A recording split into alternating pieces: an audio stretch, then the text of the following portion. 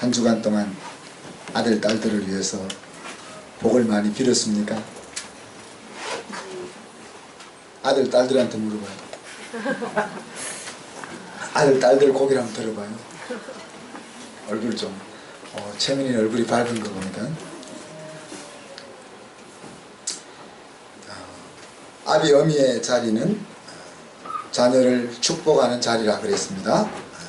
특별히 하나님이 인생의 승리와 복의 근원이다 하는 것을 알려주고, 또 그 하나님으로부터 우리 아이들에게 날마다 은혜가 임하고, 또 하나님의 샬롬이 임할 수 있도록 복을 빌어주는 것이 우리 엄마 아빠들이 찾아야 될, 회복해야 될 부모의 자리라 그랬습니다.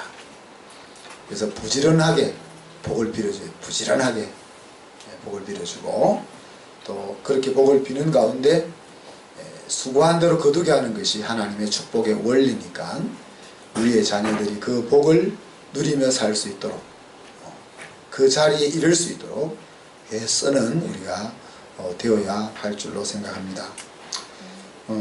제가 두 딸을 이제 떠나보내고, 미국으로 떠나보내고 나서 많이 후회가 되는 것이, 떠나보내기 전에 좀 더 훈련을 시켜서 보냈어야 하는데,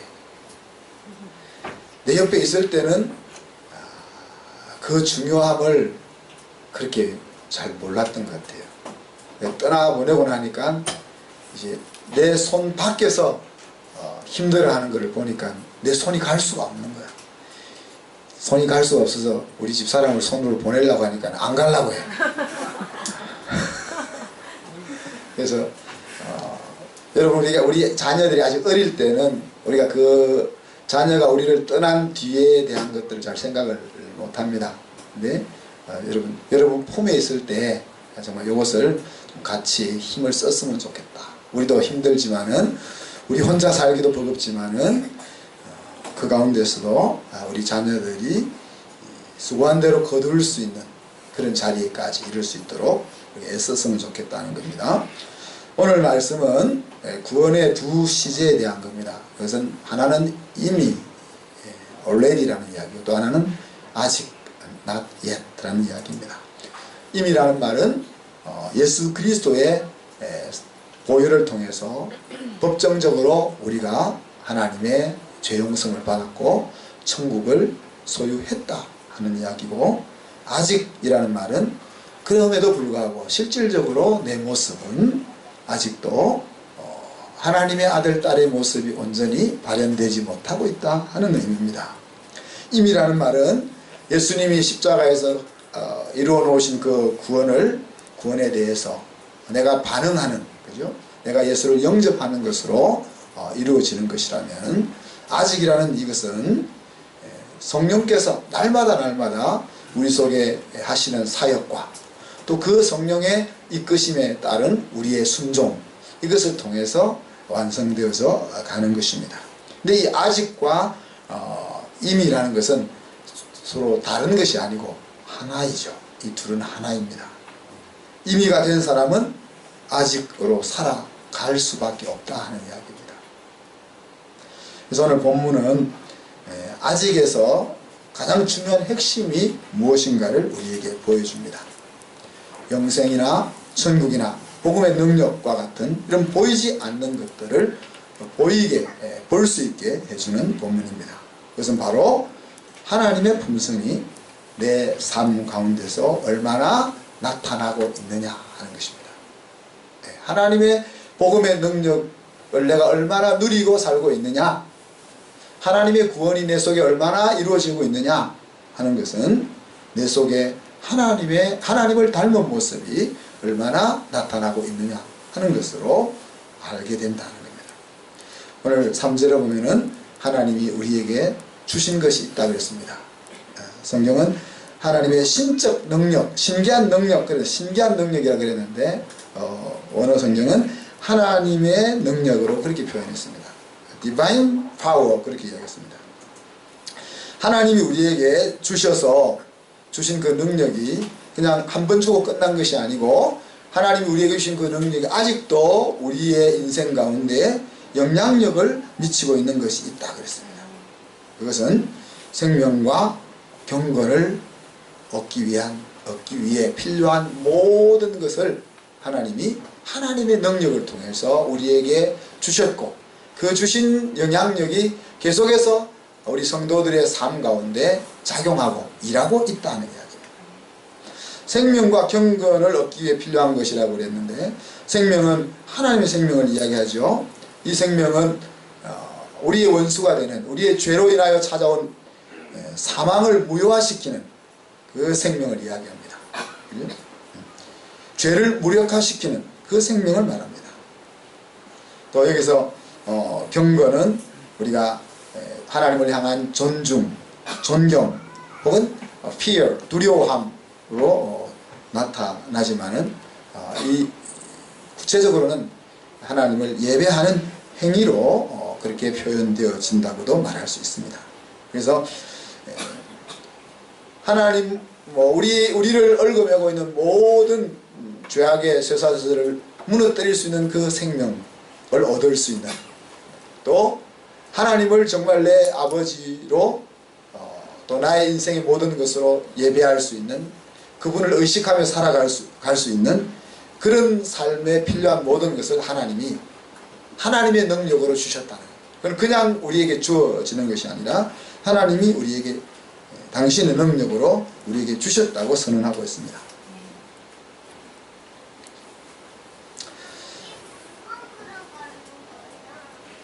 근데 이 하나님의 주신 것들은 하나님을 아는 지식을 통해서 우리에게 느껴지고 발현되어지게 됩니다.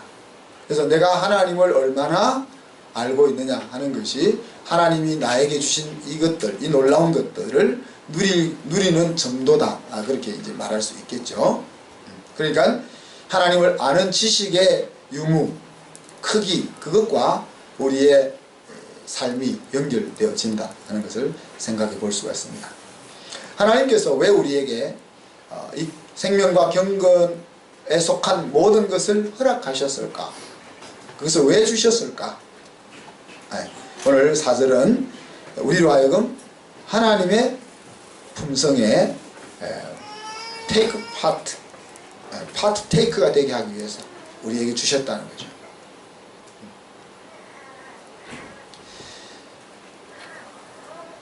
우리가 하나님의 형상으로 지음을 받았다는 것을 계속 배우고 있는데, 하나님의 형상으로 지음을 받았다는 것의 여러 가지 의미 속에서 우리가 다른 피조물처럼 창조주와 피조물의 그런 관계가 아니라 아버지와 자녀의 관계처럼 서로 관계할 수 있는 존재로 우리가 지음을 받았다 하는 것과 함께, 또 한 가지는 우리는 아버지를 닮아갈 수 있는 그런 가능성을 가지고 있는 존재임을 포함하고 있다.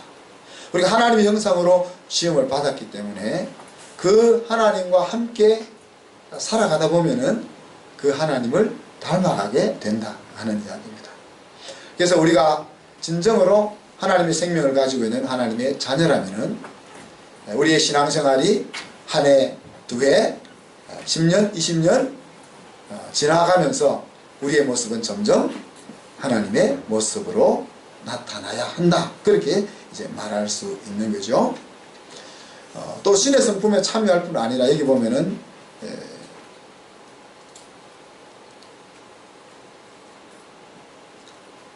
너희로 정욕을 인하여 세상에 썩어질 것을 피할 수 있도록 하는 힘이 그 속에도 있다는 이야기죠. 여기서 썩어질 욕심, 정욕이라는 것은 주로 내적인 마음속에 있는 부패함을 이야기합니다. 그래서 우리의 마음속에 영원하지 않은 이 땅에서 말초적인 것을 추구하고 싶은 그 강렬한 열망, 이런 것들을 피할 수 있도록 하기 위해서 이 두 가지 목적으로 하나님이 우리에게 생명과 경건에 속한 모든 것을 주셨다, 그렇게 이야기하는 거죠. 그런 까닭에 오늘 5절부터 이제 8절까지 보면은 하나님의 성품이 소개됩니다. 그 성품을 소개하면서 너희는 이런 것들을 뭐라고 이야기했습니까? 성경은 더하라 그렇게 이야기하죠.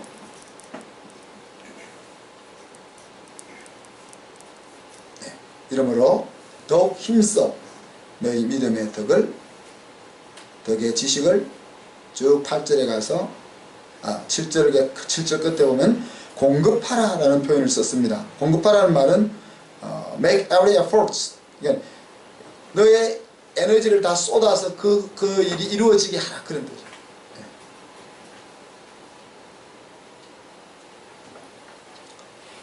계속해서 힘을 쏟아 부어라 하는 이야기입니다. 이것은 바로 그리스도인이 해야 될 신앙생활이고, 다르게 표현하면 우리가 치러야 할 믿음의 싸움이라 그렇게 말할 수 있습니다. 왜 이것이 그렇게 중요할까? 왜 이 8가지가 다 하나님 품성에 대한 것은 아니지만은 왜 이것을 계속 에너지를 쏟아 부어야 될 정도로 중요한가 하는 것이 8절에 나오죠. 만약에 우리의 삶 가운데 이 품성의 열매가 있으면 또 풍성하면 그것들이 우리로 하여금 예수 그리스도를 아는 지식에 유효하게 하고 또 풍성하게 열매를 맺게 해준다라고 이야기했습니다. 다르게 표현하면은 우리의 삶 가운데 하나님의 품성이 나타나지 않으면은 우리가 알고 있는 하나님에 대한 지식은 열매를 맺지 못하는 지식이고 내 인생의 승리에 있어서 아무런 효력을 발휘하지 못하는, 그래서 말 그대로 그냥 정보에 지나지 않는 것이 되는 겁니다. 우리가 알고 있는 그 하나님에 대한 지식이 살아있는 능력이 되기 위해서는 내 속에 신의 성품이 나타나야 한다는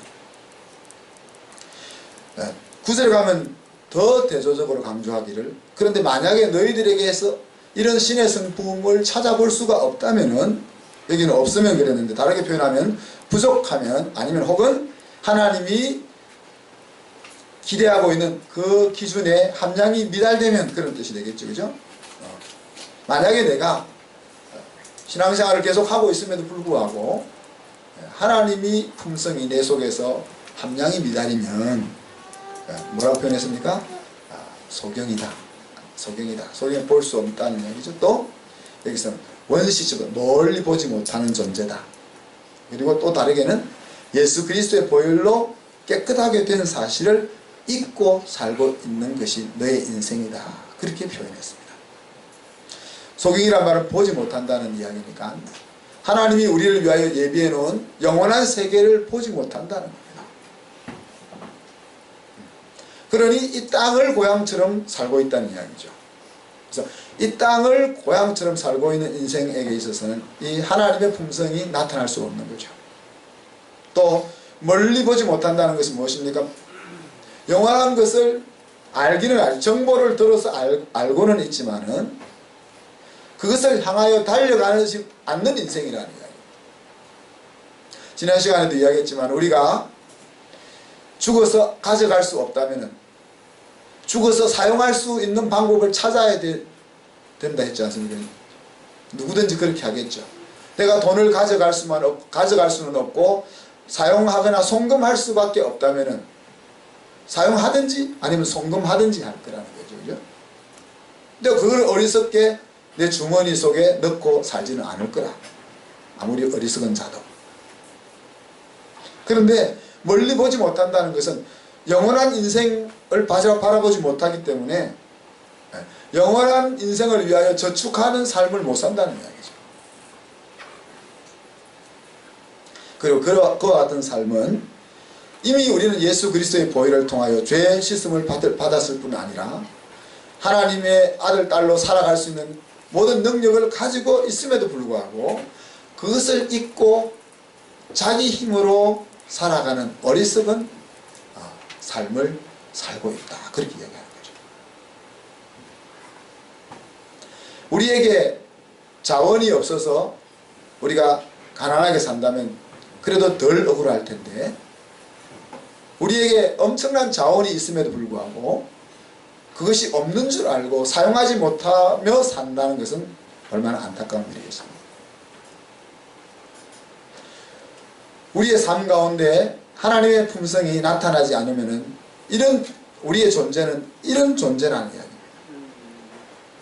그렇기 때문에 오늘 우리가 하나님의 품성이 내 삶 속에 나타나기 위해서 우리가 할 수 있는 모든 수고를 쏟아 부어야 한다라고 베드로 사도가 강조하고 있는 겁니다. 오늘 갖고 와야 될 품성 7가지 이렇게 간단하게 살펴봅니다. 믿음이라는 기초 위에 그러죠. 믿음 위에 더하라 in addition to 그렇게 표현이 계속되고 있는데, 자, 믿으면 끝이 아니고 시작이라는 이야기입니다. 우리가 예수 그리스도를 내 인생의 주인으로 영접하는 것이 내 인생의 마침이 아니고 그게 출발이라는 이야기죠. 그리고 이 믿음의 기초 위에라는 말은 예수 그리스도를 아는 믿음이 없으면은 이 뒤에 나오는 7가지 내용은 도덕적인 것밖에 되지 못한다는 거죠. 그러니까 믿음이 없이 내 인격을 개발하기 위하여 하는 수고는 나름대로 의미가 있을 수 있겠지만은 그러나 신의 성품에 참여하는 것은 아니라는 거예요. 마치 우리의 신앙을 율법적이고 아니면 종교적이고 아니면 도덕적인 그 삶을 가꾸어 나가는 것으로 생각하는 그런 결과를 초래할 수 있다는 것입니다. 믿으면 끝이 아니고 시작이라는 말은 몰몬이나 여호와의 증인들 이야기하는 것처럼 네가 열심히 전도하면은 나중에 가서 너가 14만 4천에 들 수 있을지 없을지 그런 이야기가 아니고, 잘하면 되고 못하면 안 된다는 그런 시작이 아니고, 그죠? 믿음의 싸움의 시작이라는 이야기입니다. 이 싸움은 잘 못 싸우면 지고 잘 싸우면 승리하고 그런 싸움이 아니고 승리하는 싸움인데 반드시 싸워야만 하는 싸움이라는 이야기죠. 여기서 시작이란 말은 마치 결혼과 비슷한 그런 모습이라고 생각할 수 있습니다. 우리는 결혼할 때 행복한 가정이 다 된 것처럼 생각합니다. 그리고 1년, 2년이 지나서 다툼이 일어나고 갈등이 일어나면은 왜 결혼 생활이 이 모양이냐 이렇게 생각할 수가 있습니다. 그러나 결혼은 행복의 완성이라기보다는 그죠? 행복한 삶의 출발이라고 그렇게 말할 수 있는 거예요. 두 사람이 만나서 하나님이 목표하신 행복한 가정을 만들어가는 첫걸음을 내디디는 것입니다. 오늘 믿음이 기초 위에라는 말이 그런 의미가 있음을 우리가 기억해야 되겠습니다. 그 믿음의 기초 위에 이제 하나하나 우리가 닮아가야 될, 가꾸어 가야 될 하나님의 품성이 소개됩니다. 믿음 위에 뭘 더해요? 덕을 더해라 그랬습니다. 보통 성경에서 덕이라고 이야기할 때는 덕을 세우는 내 소용대로 말하라 할 때는 사람을 세우는 말, 그런 의미로 쓰입니다. 그죠? 그러나 여기서 이제 덕이라고 이야기할 때 말 그대로 도덕적인 그런 것에 대한 이야기입니다. 이 덕이라는 것은 하나님이 주신 능력인데 도덕적으로 깨끗한 삶을 사는 힘을 이야기합니다. 그리고 이것은 특별히 사람과의 조화로운 관계를 유지하고 만들어내는 그런 힘으로 소개되고 있습니다. 심지어 이 덕을 가지고 사는 사람의 인생을 마치 영웅들이 전장에 나가서 적을 물리치며 공을 세우는 것과 같은 대단한 삶으로 묘사를 성경은 합니다. 그래서 이 다른 사람과 조화를 이루면서 다른 사람에게 유익을 주는 그와 같은 도덕적인 것 같은 내용들이 하나님이 주신 능력에 의해서 우리에게 이루어질 수 있는 덕목인 것을 베드로가 이야기하고 있는 것이죠.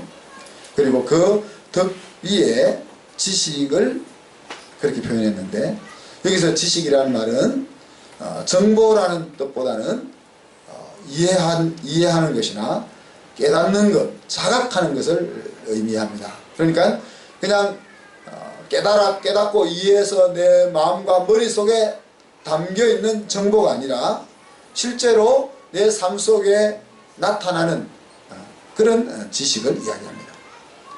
영원한 것을 아는 사람은, 영원한 것에 대한 지식이 있는 사람은 영원한 것에 참여할 수밖에 없다 하는 그런 의미의 지식입니다. 그러니까 머릿속에 담겨있는 지식이 아니고 우리의 삶을 움직이게 하는 그런 지식을 이야기합니다. 특히 이것은 하나님 나라에 대한 함축적인 지식을 이야기하면서 그리스도를 아는 지식을 이야기한다, 강조한다, 그렇게 말할 수 있겠죠. 하나하나를 이제 자세히 다 설명하려면 시간이 너무 많이 가니까 이러한 내용을 담고 있는 성경 구절을 하나씩만 제가 소개해 드리겠습니다. 그러면 여러분들이 아하, 이것이 그런 데 사용되는구나 하는 것을 캐치할 수 있을 겁니다. 사도 바울이 빌립보 3장 8절에서 이런 이야기를 하죠. 내 주 그리스도 예수를 아는 지식이 가장 고상하기 때문에 내가 가지고 있던 옛날 모든 것을 어떻게 했어요? 잃어버리고 배설물로 여긴다, 그렇게 이야기했습니다. 그때 베드로가 바울이 말했던 그리스도를 아는 그 지식, 그 이야기입니다. 그 하나님을 아는 그 지식이 그가 가지고 있던 모든 것을 내려놓고 새로운 삶을 살아갈 수 있도록 이끌어주는 그런 원동력이 되는 것이었죠. 그 지식 위에 절제를 더하라 그랬습니다. 절제는 우리가 너무 잘 알죠. self-control, 자기를 관리하고 다스릴 수 있는 힘을 이야기합니다. 절제에 대한 의미를 좀 더 이해하려면 meekness를 생각해 보면 됩니다. 온유함. 주님이 나는 온유하고 겸손하니 나에게 와서 배우라, 그렇게 표현했을 때 meekness라는 의미가, 온유함이라는 의미가 우리의 생각은 좀 나약하고 부드럽고 친절하고 이런 쪽으로 이해가 잘 되지만은 성경에서 말하고 있는 온유함이라는 것은 주인이 쓰기에 편리하도록 잘 훈련되어져 있는 품성을 이야기합니다. 그래서 성경은 모세를 가르쳐 그의 온유함이 세상에서 제일 크다, 지면에 성했다, 그런 표현을 썼죠. 모세는 얼마나 성질을 많이 냈습니까? 하나님 앞에까지 가서 바위를 치면서 성질을 낼 정도의 사람이었는데 성경은 그를 세상에서 누구보다도 온유한 사람이라 그렇게 이야기를 했습니다. 그러니까 온유함이라는 것은 나약함이 아니라 강함에도 불구하고 주인이 쓰기에 잘 다스려져 있는, 훈련되어져 있는 그런 모습이다, 그렇게 말할 수 있습니다. 잠언 16장 32절에 보면은 노하기를 더디하는 자는 용사보다 낫고 자기 마음을 다스리는 자는 성을 빼앗는 자보다 낫다, 그렇습니다. 그래서 여기서 마음을 다스릴 수 있다 하는 그 이야기에 self-control, 나를 관리할 수 있다는 이야기입니다. 이 마음 하나 바로 먹기가 얼마나 힘이 듭니까? 우리 오늘 새가족부 공부 때도 이야기했지만은 마음으로 인하여서 상처받은 그 아픔은 마음으로 위로를 받아야 치유가 되는데, 그죠? 근데 그렇게 마음의 위로를 해줘야 될 신랑이 마음의 위로를 안 해주면은 상처를 계속 안고 살 수밖에 없는 거죠. 마음의 위로를 줘야 될 아내가 계속 쏘아붙이면 신랑은 고개를 숙이고 살 수밖에 없는 거죠. 그렇지만 복음이라는 것은 그 사람으로부터 받은 마음의 아픔, 그 사람으로부터 다시 회복을 받아야 되는데 그것이 없어도 넘어설 수 있게 해주는 능력이 복음 속에 있다는 거죠. 그렇다고 복음이면 다 되니까 난 당신에게 그렇게 말해서는 안 되겠지만은 우리가 위로하고 회복시켜 주려고 마음을 먹음에도 불구하고 우리의 본성에 의해서 또 우리가 잘 깨닫지 못해서 잘 못해주는 부분이 있지만은 그렇다고 그것이 우리가 영원히 그 상처를 간직하고 살아야 되는 것을 의미하는 것은 아니다. 복음은 그것까지를 뛰어넘게 해줄 수 있는 능력이 우리에게 있음을 보여줍니다. 그래서 그 self control, 그거를 해야 한다, 그렇게 얘기하죠. 그리고 그 다음에는 절제의 인내를 더하라 그랬습니다. 마태복음 18장 32절에 보면은 베드로를 향하여 예수님이 하신 말씀을 여러분 기억해 보십시오. 예수님, 제가 7번 형제를 용서하면 될까요? 보통은 3~4번인데 베드로는 나는 다른 사람보다 좀 많이 7번 할까요? 이렇게 칭찬받으려고 나아갔지만은 예수님께서는 뭐라고 했습니까? 70번씩 7번이라도 용서하라 그랬습니다. 이 말씀에 따른 인내라는 말은 참음의 끝이 없다고 정의를 내릴 수 있습니다. 참다가 터뜨리면은 참은 것이 아니죠, 그죠? 그래서 주로 우리가 하는 인내는 참다가 터뜨리는 인내를 하는 거죠. 그것은 주님의 능력 없이 하는 참음입니다. 그러니 많이 참아줄수록 튈 때는 더 크게 튈 수밖에 없는 거죠. 근데 성경이 말하고 있는 인내는 그런 인내가 아닌 거예요. 스펀지 같아서 눌리도 끝없이 들어가는, 그래서 참음의 끝이 없는 것이 성경이 말하는 인내라 하는 이야기입니다. 그래서 여러분이 예수님께서 하셨던 70번씩 7번이라도 라는 그 말 속에 인내가 무엇인지를 새길 수 있었으면 좋겠습니다. 그리고 그 인내에다가 경건을 더하라 그랬습니다. 경건에 대한 것은 야고보 1장 27절, 정결하고 더러움이 없는 경건은 과와 과부를 그 환난 중에 돌아보며 자기를 지켜 세속에 물들지 않게 하는 그것이니라. 그것이 아니냐, 그 말씀을 기억하면 경건이 무엇이냐 하는 것들을 잘 알 수 있습니다. 그래서 그냥 엄숙하고 거룩해 보이는 그것이 아니라, 엄숙하고 거룩해 보이는 그것이 아니라 정말 의지할 데 없는 사람에게 하나님의 손이 되어주고 나를 유혹하는 세상의 가치 앞에서 무릎을 꿇지 않고 하나님을 생각하며 나를 지켜내는 그 품격, 그것이 경건이라 하는 것입니다.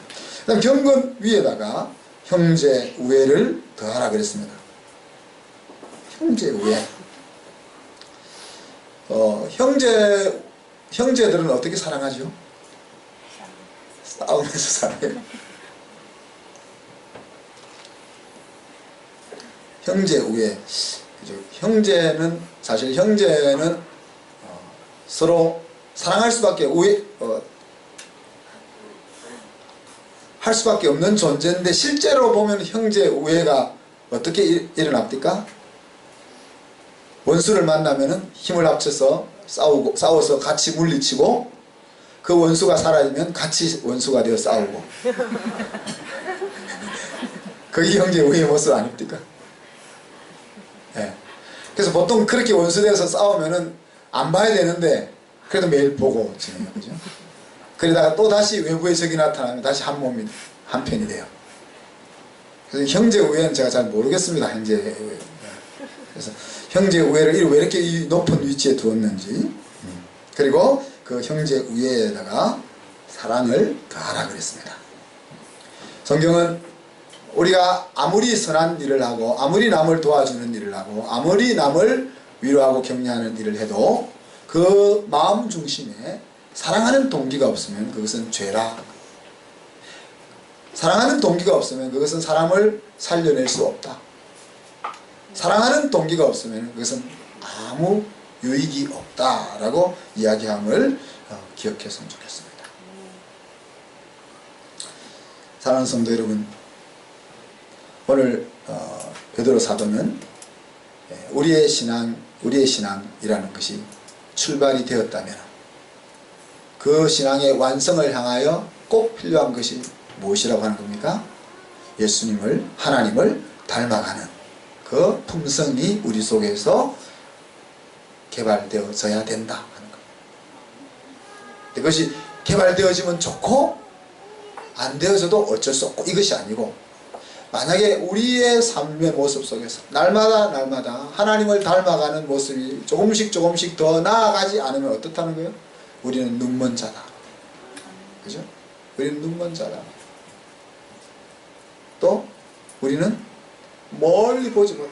하나님이 나를 위하여 예비해 놓고 계신 이 세상 모든 것과도 바꿀 수 없는 그 멋있고 놀랍고 영원한 나라를 보지 못하며 사는, 나중에 그곳에 들어가야 될 사람인데 그것을 보지 못하고 사는 안타까운 존재.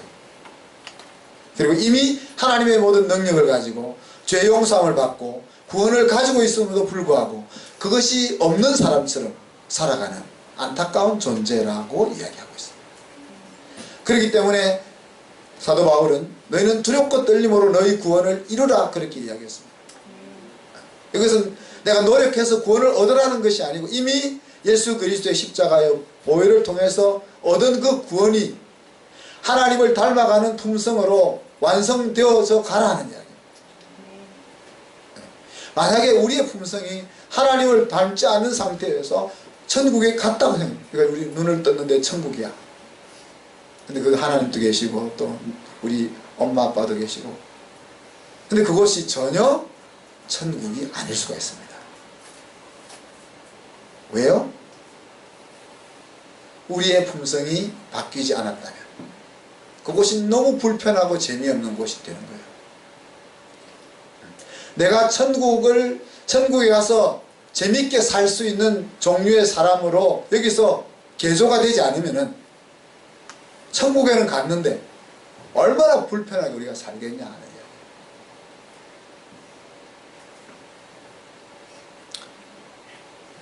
오늘 말씀을 마무리합니다.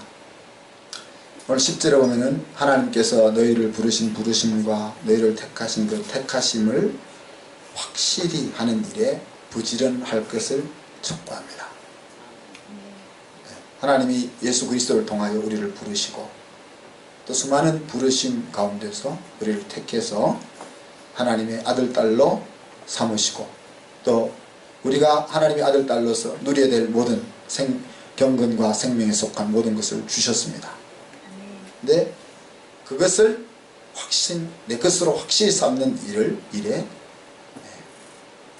게으르지 말고 부지런히 힘을 쏟아라 그랬습니다. 그러면은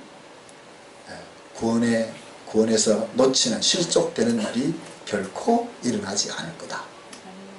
그래서 11절에 보면 이렇게 표현했죠. 우리 구원자이시고 우리의 주인이신 예수님의 영원한 나라에 우리가 어떻게 해요? 억지로 겨우 들어가는 것이 아니라 넉넉히 들어간다. 넉넉히 들어간다. 하나님이 우리를 위해서 예비해 놓은 그곳에 넉넉히 들어갈 수 있다 그랬습니다. 복음의 능력으로 사는 바른 삶의 목표는 무엇입니까? 아버지를 닮아가는 것입니다. 그것이 오늘 우리에게 주신 부흥입니다.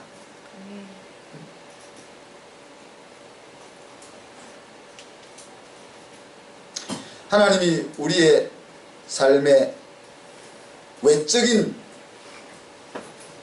사명을 주시죠. 우리가 복음을 전하고 땅끝까지 복음을 전하고 상한 심령을 회복시키고 하는 사명을 주시는데 그것은 목표가 아닙니다. 타겟이 없다는 이야기예요. 그래서 우리가 모든 백성을 다 하나님의 집으로 이끌어야 되고 이런 목표가 있는 게 아니에요. 한순교회가 죽전에 있는 15만 명을 다 하나님 앞에 이끌어 가야 되고 이런 목표가 있는 게 아닙니다.